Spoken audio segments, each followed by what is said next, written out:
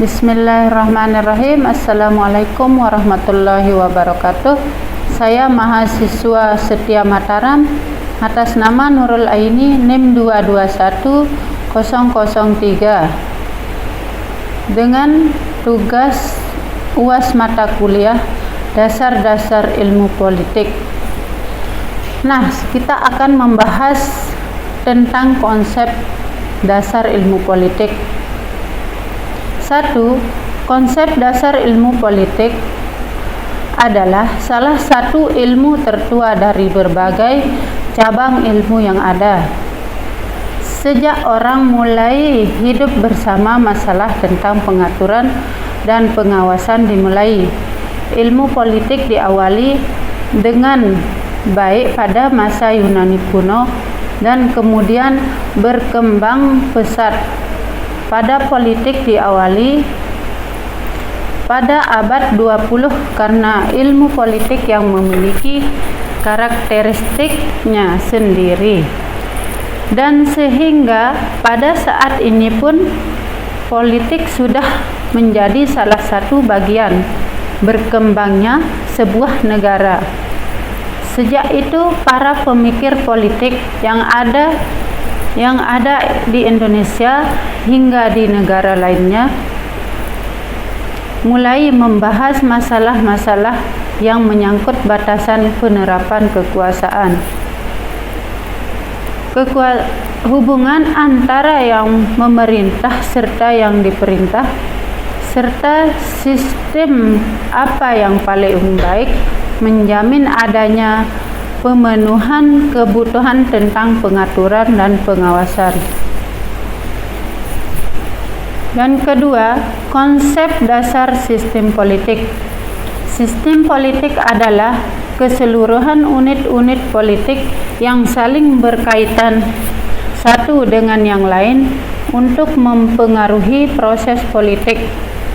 Bagian-bagian atau unit-unit dari sistem politik terdiri dari input, proses, dan output yang dapat digunakan sebagai pendekatan dalam mempelajari lingkungan maupun kehidupan politik. Ketiga, budaya politik, sosialisasi politik, partisipasi politik. Budaya politik merupakan pendekatan yang belakangan ini cukup banyak dibahas di dalam ilmu politik.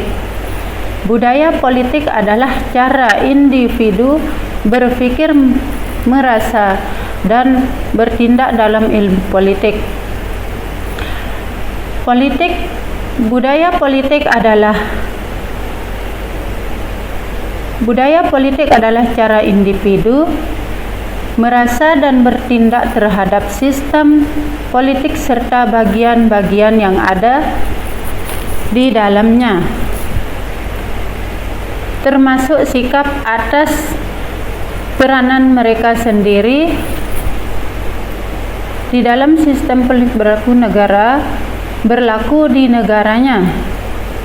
Sementara itu, sosialisasi politik adalah proses oleh pengaruh di mana seseorang individu bisa mengenali sistem politik yang kemudian menentukan persepsi serta reaksi terhadap gejala-gejala politik dengan instrumen yang berupa melestarikan sebuah sistem politik yang terdapat pada negaranya.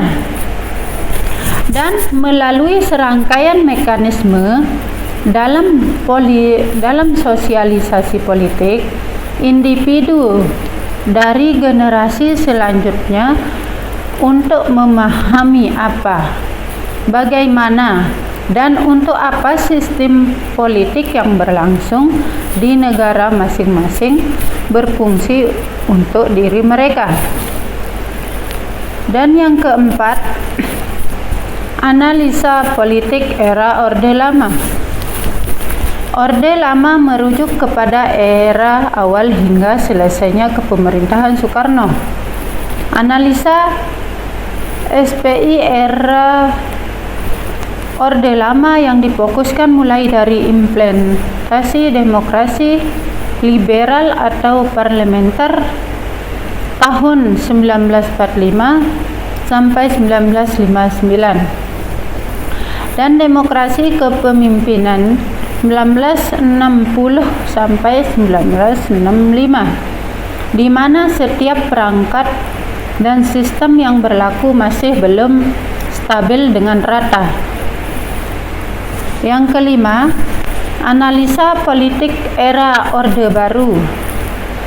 Orde Baru adalah sebutan bagi masa pemerintahan Presiden Soeharto di Indonesia.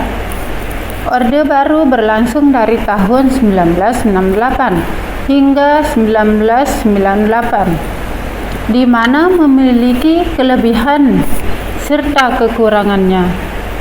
Berikut beberapa kelebihannya, yaitu A. Perkembangan GDP per kapita Indonesia yang pada tahun 1968 hanya AS 70 dan pada 1996 telah mencapai lebih dari AS 1000. B. Sukses transmigrasi. Dan C. Sukses KB.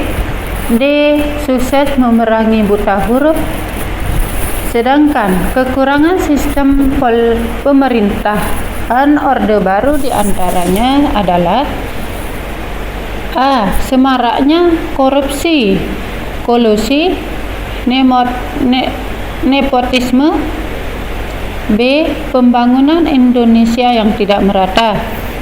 C. Bertambahnya kesenjangan sosial, perbedaan pendapatan yang tidak merata bagi si kaya dan si miskin. Dan D. Kritik dibungkam dan oposisi diharamkan. Dan yang keenam, analisa politik era reformasi. Dalam hasanah ilmu politik sendiri, masa ini disebut sebagai masa transisi dari rezim otoritarisme ke sebuah pembentukan rezim yang lebih demokratis di saat membangun momentum demokratik yang dimaksud. Adanya beberapa perubahan mendasar yang diperlukan pada sistem politik yang hanya dapat terwujud melalui serangkaian tindakan, baik dari segi kepemerintahan hingga kemasyarakatan yang rata untuk pembentukan negara yang demokratis. Sekian dan terima kasih. Assalamualaikum warahmatullahi wabarakatuh.